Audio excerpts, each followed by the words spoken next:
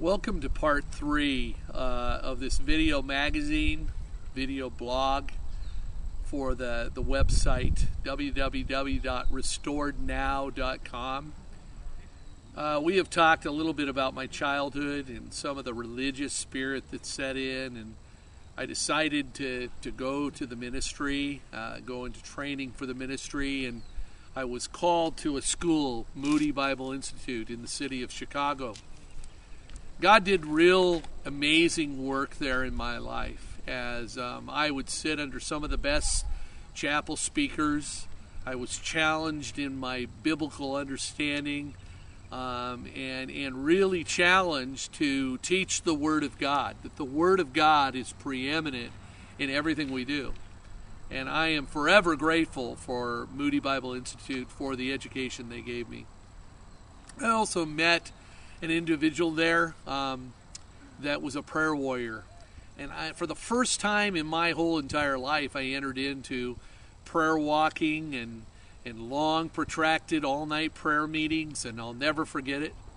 One year, George Verwer, the president and founder of Operation Mobilization, came to our school and spoke in chapel, and really launched me into going through a book called Operation World and begin to pray for the world. I'll never forget it. God laid on my heart to pray for Albania, and I began to have a passion to pray and a passion to enter the spiritual battle. My ministry was street gangs, and it was an exciting ministry with Youth for Christ, and I have to tell you, the Lord was doing a work in my life. I was being used by Him. I was seeing miraculous things take place on the streets with street gang kids as we reached them for Christ. But I also was seeing amazing heights happening in my prayer life. And yet, it still was laced with the performance, with the do the dance to get the hug, so to speak. If I do things right for the Lord, then He will come down and He will embrace me and finally accept me. And I wasn't leaning on the grace of God and faith. So, anyways, but I felt a calling to street gangs. I felt a calling to homeless people. I felt a calling to the needy. And yet, when push came to shove, I chose the safe way. I actually turned my back on that calling and went to become a junior high pastor in my father's church. And really, literally was doing that because I knew that it was safe and it was comfortable. And the Lord was speaking to me to move out from my comfort zone, to deny myself and take up my cross and follow Him. I wonder in many, many, many times what my life would have been like if I would have chosen to follow Him and become more and more radical in ministering with street gangs. But, my life can't be filled with regrets because God's sovereign control guided my life to just the path He wanted to. But I will tell you, at Moody, I learned some things. I learned to prepare myself for the battle. I learned to pray like mad, to pray without ceasing. And that stuck with me, and you'll see how that seed came back to me and has sprung forth in my life right now, currently. Because my passion is entirely prayer, and it's night and day prayer. So how did God get me from this place to that place? Well, that is a road of hard knocks and a road that was laced with serious challenges. For I became a junior high pastor at my father's church, and I moved out. And I think by all means I probably was a great junior high pastor. I mean, moderately. I'll say that we had numbers and God did amazing things in kids' lives. And if you're one of my past students in that youth group, I don't want to insult you and say that we didn't have great times. But at the same time, I was laced with this religious spirit, and I passed it on. I had the passion for prayer.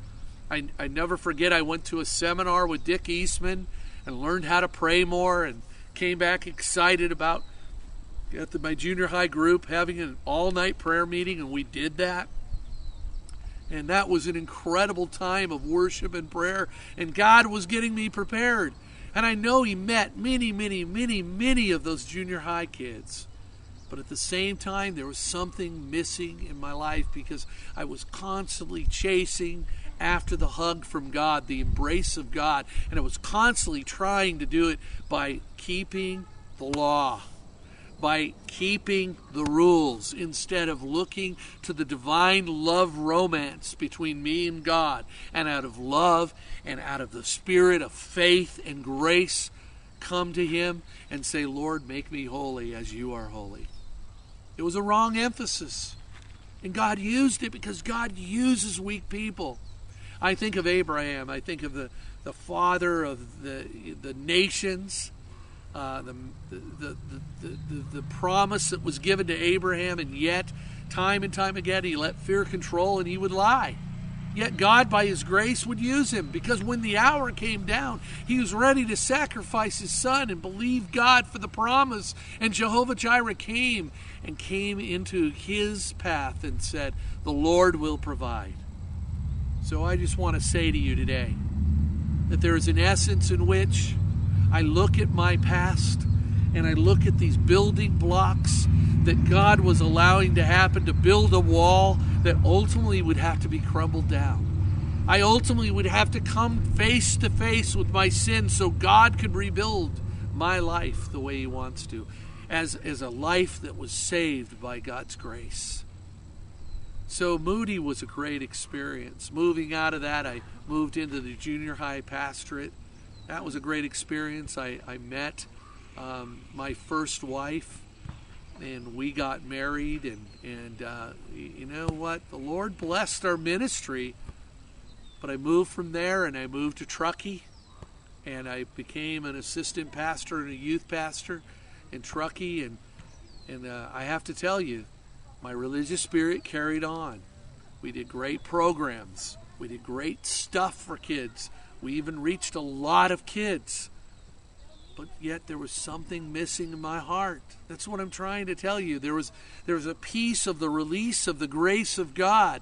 There was a piece that was missing that would release the religious spirit. I hadn't come to the cross where I would say that I'd lost it all so that I could gain Christ and know Him and the power of His resurrection and the fellowship of His suffering, being conformed to His image. That hadn't happened. And so I moved into that. And that began a chapter that would unfold in my life, that would begin to be a downslide in my life because I didn't deal with it right. I dealt with it continually in the religious spirit. And we'll talk about that next time.